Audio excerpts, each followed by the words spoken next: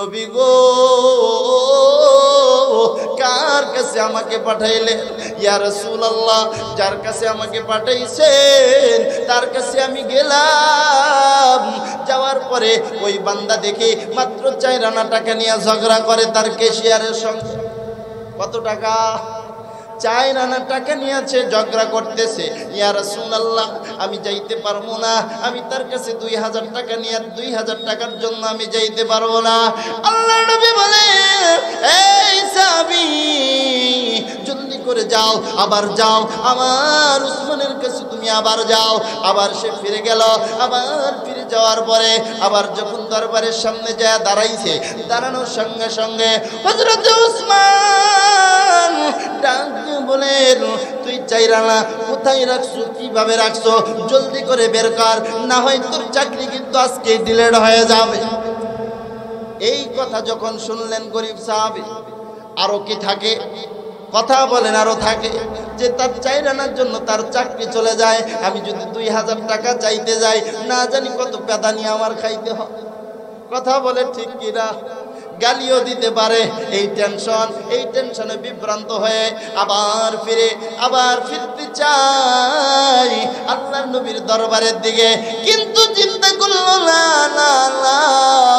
আল্লাহর নবীর দরবারে এবারে যাবো না, কারণ আল্লাহর নবীর দরবারে যদি যাই আমার নবী তো আবার আমাকে ফেরত পাঠাইয়া দিবেন, বলবেন আবার উসমানের কাছে যাও। না না না, আমি আর আল্লাহর নবীর দরবারে যাব না, আমি অন্য রাস্তা দিয়ে আমি আমার গন্তব্যে চলে যাব। অন্য রাস্তা দিয়ে যখন হাঁটি হাঁটি পা পা করে রওনা করলো, প্রতিমধ্যে রাস্তার মধ্যে হযরত আলীর সঙ্গে দেখা হয়ে গেল। একটু জবান খুলে বলেন আল্লাহু আকবার, আর একটু জবান খুলে বলেন আল্লাহু আকবার। খারাপ লাগে? চলবে কি চলবে না? ভাইজান হযরত আলী রাদিয়াল্লাহু তাআলা আনহুর সঙ্গে যখন সাক্ষাৎ হয়ে যায়, হযরত আলী রাদিয়াল্লাহু তাআলা মনে মনে বলেন, হ্যাঁ তুমি 2000 টাকা নিয়ে তুমি চুপ করে বাসায় রওনা দিছো, দস্তখত কিন্তু আমি লিখেছি, চিঠিখানা কিন্তু আমি লিখেছি, অতএব আমাকে এর থেকে কিছু দাও। আমার বাসার মানুষের 3 দিন ধরে কোনো খানা নাই, আমার সন্তান 2টার কোনো খানা নাই, ক্ষুধার্ত। তুমি যে টাকাটুকু নিয়ে এসেছো ওই টাকা থেকে কিছু ভাগ আমাকে দাও। কিন্তু আসলে টাকা নিয়ে আসছে? কথা বলেন, টাকা নিয়ে এসেছে?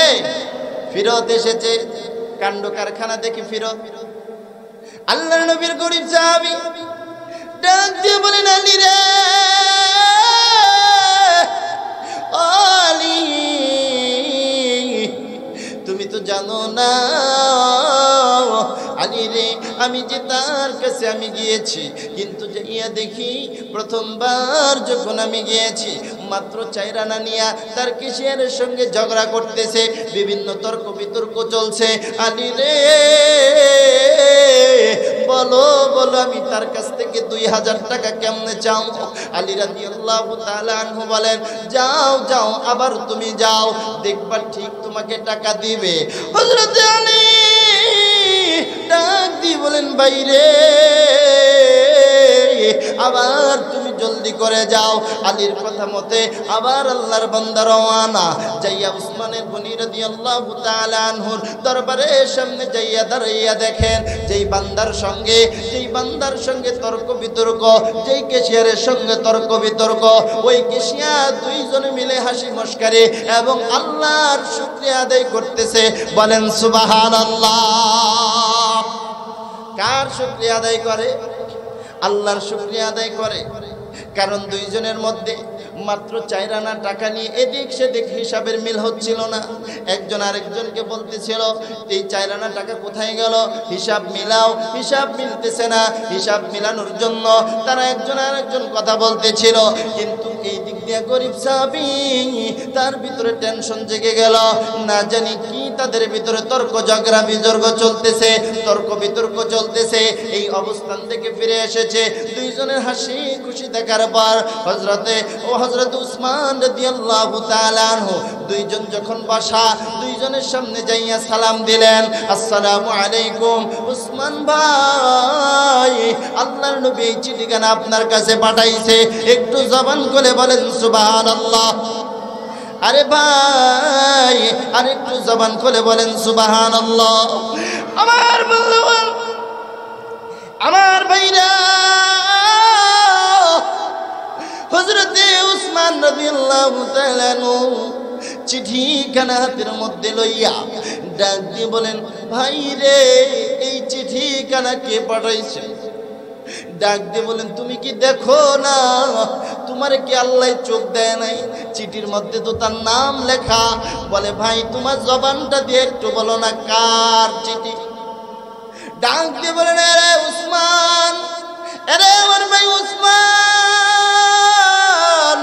এই চিঠিটা বিশ্বনবী মুহাম্মদুর রাসূলুল্লাহ সাল্লাল্লাহু আলাইহি ওয়াসাল্লাম এই চিঠিখানা, এই পত্রখানা তোমার কাছে পাঠাইছে, এই চিঠিখানা তোমার কাছে পাঠাইছে। হযরত উসমান রাদিয়াল্লাহু তাআলা আনহু ডাক দিয়ে বলেন, ভাই বলো না চিঠিটা কে পাঠাইছে? বারবার এই প্রশ্ন করতেছে, একবার দুইবার, কয়বার হইল? দুইবার যখন প্রশ্ন করলো, তিনবার যখন প্রশ্ন করে, আবার যখন তিনবার, কিন্তু চিঠির মধ্যে তো যেই ব্যক্তি চিঠি পাঠাইছে সেই ব্যক্তির নাম আছে না নাই? কথা বলেন, আছে না নাই? ওই ব্যক্তির নাম আছে। আমার বন্ধুগণ, আমার ভাইরা রে, হযরতে উসমান যখন আবারও জানতে চায়, গরিব সাহাবী বিরক্ত হইয়া আল্লাহর নবীর দরবারে চলে গেলেন। ডাক দিয়ে বলেন, নবী গো, ইয়া রাসূলুল্লাহ, ইয়া হাবিবাল্লাহ, কার কাছে আমাকে পাঠাইলেন? যার কাছে আমাকে পাঠাইছেন তার কাছে আমি চিঠিখানা দিলাম, পত্রখানা তার হাতের মধ্যে দিলাম। ও নবী, তার কাছে যেই পত্রখানা দিলাম, পত্রখানা হাতের মধ্যে পাইলো, আপনার নামও দেখলো। আপনার নাম দেখার পরেও সেই আল্লাহর বান্দা হযরত উসমান রাদিয়াল্লাহু তাআলা আনহু আপনার নাম দেখার পরেও বারবার জিজ্ঞাসা করে যে এই পত্র কে দিয়েছে। এই দিক দিয়া হযরত উসমান রাদিয়াল্লাহু তাআলা আনহু টাকার বস্তা মাথায় লইয়া নবীর দরবারের সামনে হাজির হয়ে গেছে। বলেন সুবহানাল্লাহ। কার সামনে হাজির? আল্লাহর নবীর সামনে হাজির। টাকার বস্তা, টাকার গাট্টি বস্তা নিয়া আল্লাহর নবীর কদমে আইনা ফালাইলেন। আল্লাহর নবী ডাক দিয়ে বলেন, উসমান, ও উসমান, ব্যাপার কি বুঝতে পারলাম না। আল্লাহর নবীকে ডাক দিয়ে বলেন, নবী গো, ইয়া রাসূলুল্লাহ, ইয়া হাবিবাল্লাহ, আপনি যাকে পাঠাইছেন, আপনি যাকে পাঠাইছেন, যে চিঠিখানা দিয়ে পাঠাইছেন, ও নবী, আপনার মহব্বত, আপনার ভালোবাসা আমার দিলের মধ্যে অনেক। কারণ পয়গম্বর আরবি সাল্লাল্লাহু আলাইহি ওয়াসাল্লাম বলেন, লা ইউমিনু আহাদুকুম হাত্তা আকুনা হাব্বা ইলাইহি মিন ওয়ালিদিহি ওয়া ওয়ালাদিহি ওয়ান নাসি আজমাইন। একটু জবান খুলে বলেন আল্লাহু আকবার। আর একটু জবান খুলে বলেন আল্লাহু আকবার। একটু জবান খুলে বলেন লা ইলাহা, লা ইলাহা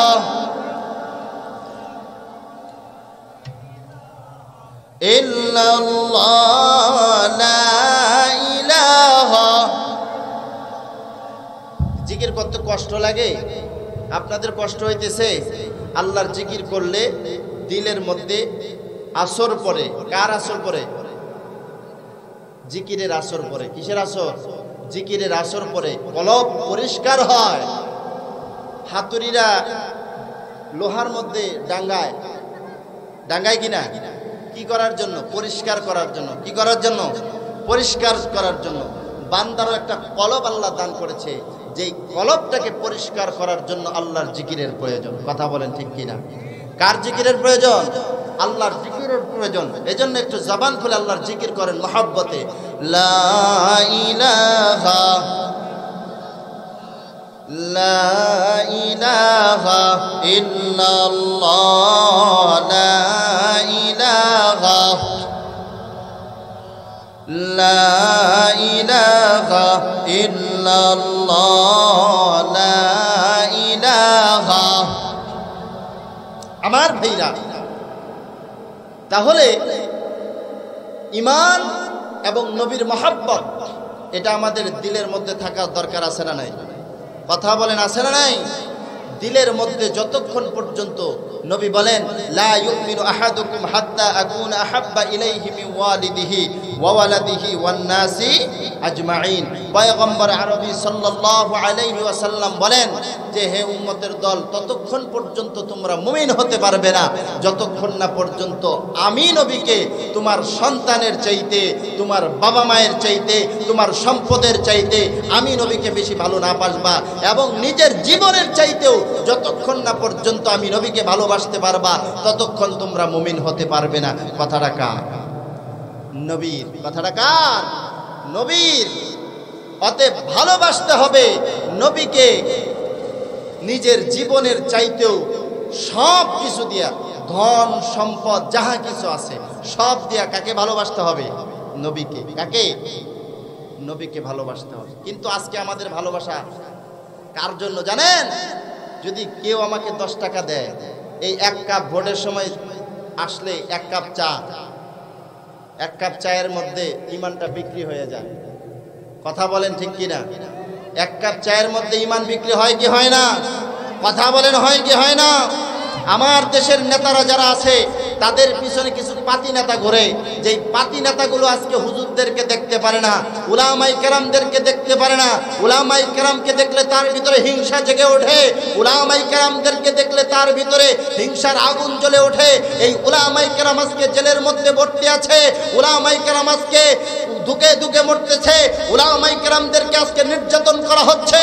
এ মুসলমান, তোমার দিলের মধ্যে যদি ঈমানি জজবা থাকে, তোমার দিলের মধ্যে যদি আল্লাহর ভয় থাকে, এই পাতি নেতা যারা পৃথিবীর জমিনে বসবাস করতেছে এদেরকে এখান থেকে উৎখাত করা দরকার। কথা বলেন ঠিক কিনা?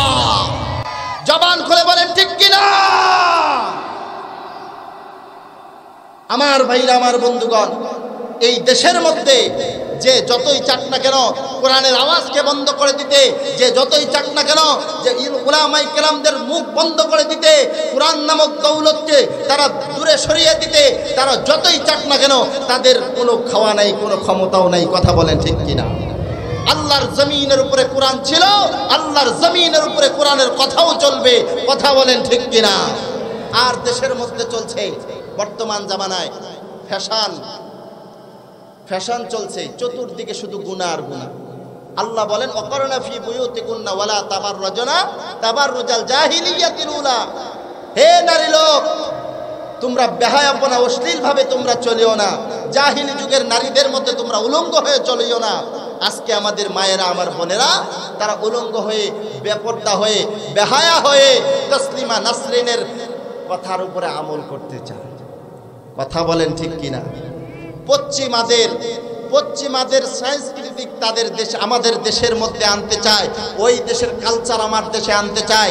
যেই তসলিমা নাসরিন আল্লাহর কোরআনকে বৃদ্ধাঙ্গুলি দেখিয়েছে, যেই তসলিমা নাসরিন আল্লাহর কোরআনকে বৃদ্ধাঙ্গুলি দেখিয়েছে, সেই তসলিমা নাসরিন একদিন এই পর্দার বিধানকে লঙ্ঘন করেছে। সেই পর্দাকে গ্রহণ করে পর্দা গাই দিয়ে, বোরকা গাই দিয়ে বাংলাদেশ থেকে তাকে পালাতে বাধ্য করেছে। কথা বলেন ঠিক কিনা? এই নাস্তিক আর বাংলাদেশের মধ্যে বসবাস করতে পারে না। যখনই যেই নাস্তিক, যখনই যেই মুরতাদ আমার দেশ বাংলাদেশের মধ্যে কোরআন নিয়ে কথা বলতে যাবে, কোরআনের বিপক্ষে কথা বলতে যাবে, আল্লাহর নবীকে নিয়ে কটূক্তি করবে, আল্লাহর ব্যাপারে কথা বলবে, ওই নাস্তিক মুরতাদদেরকে প্রতিহত করার জন্য সমস্ত মুসলমান আমরা তৈরি থাকবো তো ইনশাআল্লাহ। নাস্তিকতা নিপাত যাক, দিন ইসলাম জিন্দাবাদ, কোটি প্রাণে একই আওয়াজ। খোদাদ্রোহী সার পাবে না, এই বাংলায় ঠাই হবে না, মুসলমানরা জেগেছে আজ।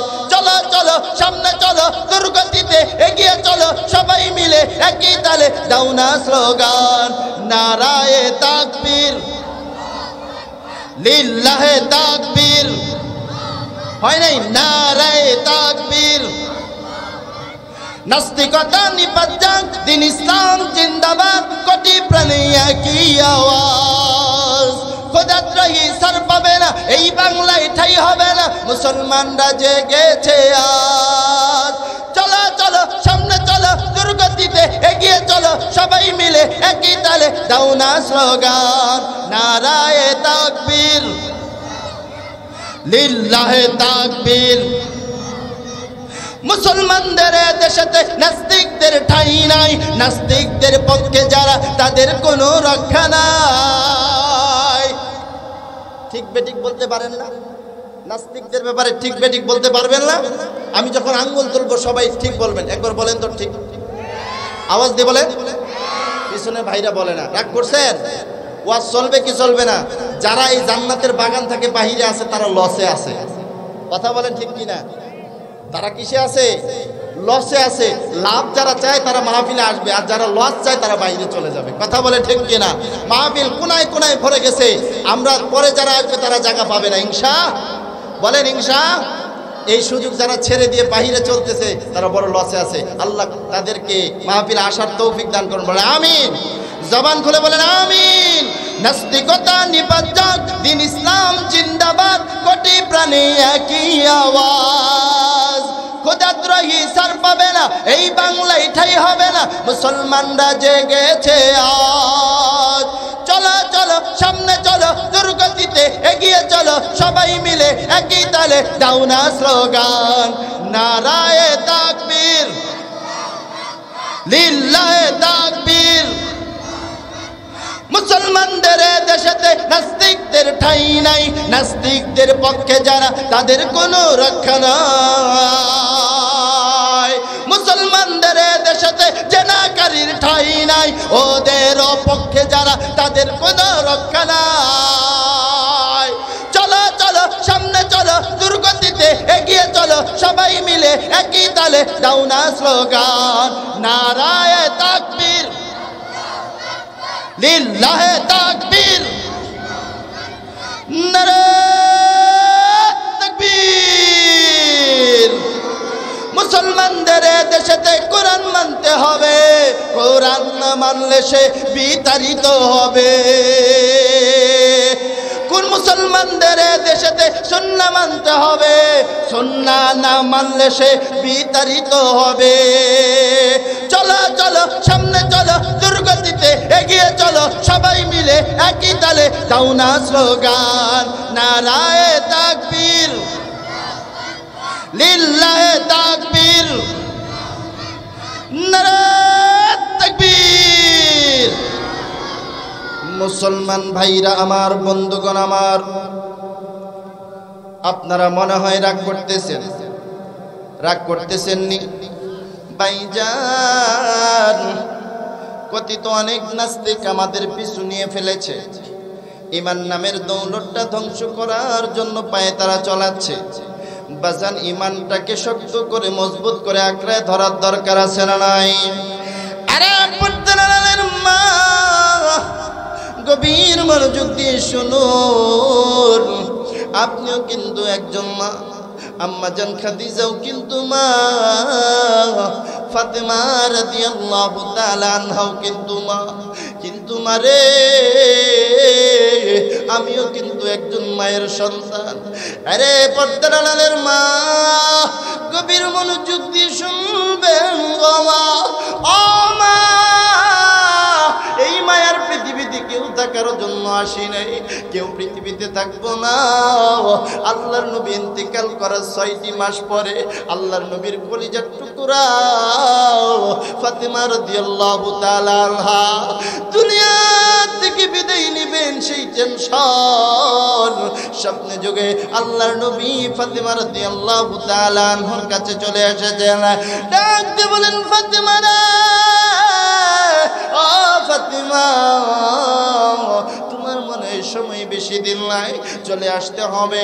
আল্লাহর নবীর এই স্বপ্ন যুগের কথা যখন ফাতেমা শুনলেন, এই কথা যখন শুনলেন, এই দিক দিয়ে সকাল হওয়ার সঙ্গে সঙ্গে আল্লাহর নবীর কলিজার টুকরা ফাতিমা রাদিয়াল্লাহু তাআলা আনহা তার কলিজার টুকরা সন্তান হাসান আর হুসাইনকে ডাক দিলেন, আরে হাসান, আরে হুসাইন, বাবারা তোমরা কই আসো, এদিকে আসো।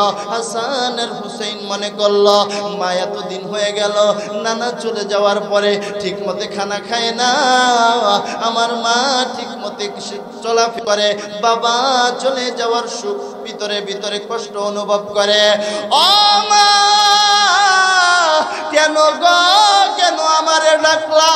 মা ডাক দিয়ে বলেন, রে হাসান, রে হুসাইন, বাবার এদিকে আসো, তোমাদের বড় প্রয়োজন। হাসান আর হুসাইন যখন চলে আসলো, আসার পরে হাসান আর হুসাইনকে সুন্দর করে ফাতেমা গোসল করাইয়া দিল এবং হাত দিয়ে খানা খাওয়াইয়া দিল। ডাক দিয়ে বলেন, হাসান রে হুসাইন, তোদের আব্বা কোথায়, একটু ডাকো। হযরতে আলী রাদিয়াল্লাহু তাআলা আনহুর কাছে চলে গেলেন, ডাক দিয়ে বলেন, বাবা গো, ও বাবা, আম্মু তোমারে ডাকে। হযরতে আলী রাদিয়াল্লাহু তাআলা আনহু চিন্তা করলেন, ফাতিমা বহুদিন হয়ে গেল আমাকে তো ডাকে না, আজকে হঠাৎ করে আমাকে কেন ডাকতেছে? হযরতে আলী মনে মনে ভাবলেন, হয়তোবা আমাকে ফাতিমা আজকে ডেকেছেন, আমাকে হয়তোবা ফাতিমা মনে সুখ দিতে পারেন, এই জন্য হয়তোবা আমাকে ডাকলেন। বহুদিন হয়ে গেল ফাতিমা তো আমাকে ডাকে না।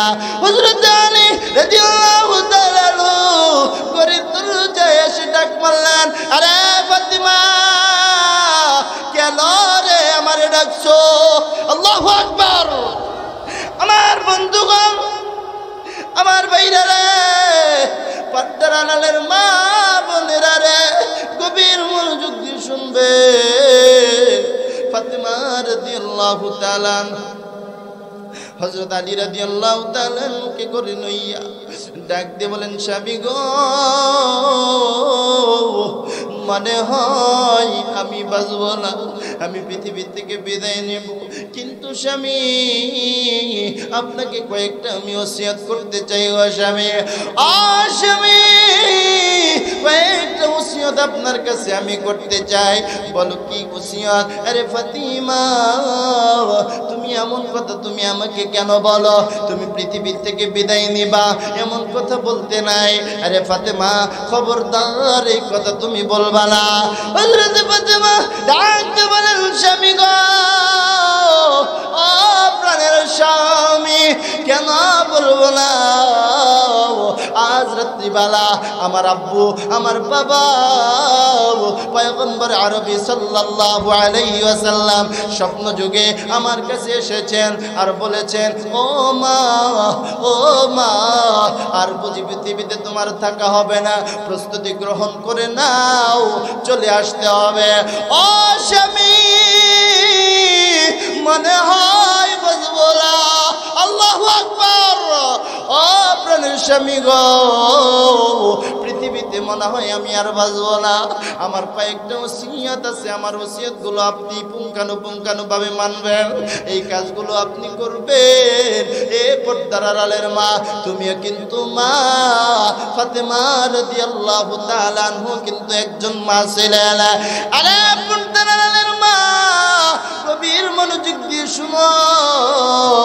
ফাতেমা রাদিয়াল্লাহু তাআলা আনহু এক পর্যায়ে, ফাতেমা রাদিয়াল্লাহু তাআলা আনহু এক পর্যায়ে আল্লাহর নবীর সাহাবী হযরত আলী রাদিয়াল্লাহু তাআলা